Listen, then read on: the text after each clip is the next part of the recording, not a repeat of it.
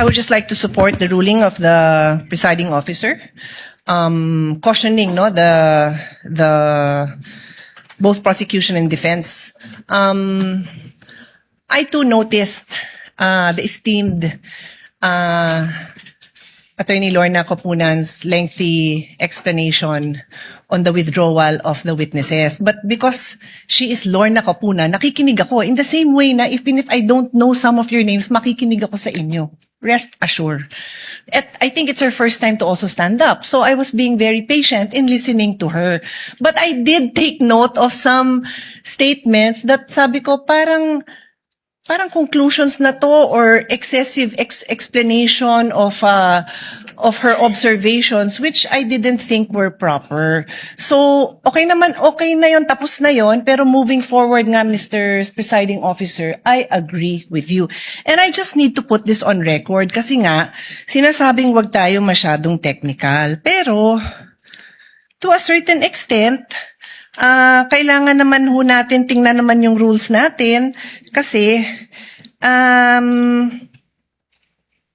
maayos ho tayo, di ba? So I want to read into the record.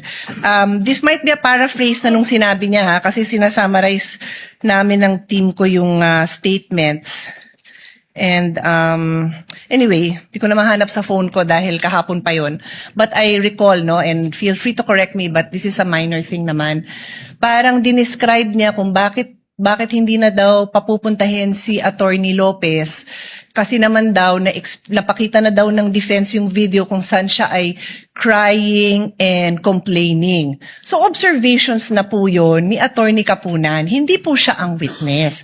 Hindi po siya ang dapat nagsasabi sa judges na crying and complaining yung isang testigo. Trabaho po yun ng abogado na i-elicit yun dun sa witness na mapepresenta doon. So yun po yung reason kung bakit hindi hupe pwede yun. We're not being technical, but neither of the lawyers here are allowed to stand up and be the one to explain what you are experiencing.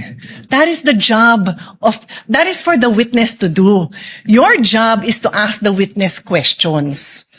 Yun. So to be clear, it's not being technical, but it's making sure that magawa niyo yung trabaho niyo na maayos at magtanong tayo ng maayos sa witnesses. Kung di na pala siya papupuntahin, di no need na to say kung ano yung na-observe. Kasi nga, hindi na ho sa inyo yon as lawyers. Yun lang naman po. Again, my utmost respect for Attorney Capunan and to all of you. You're all doing a great job.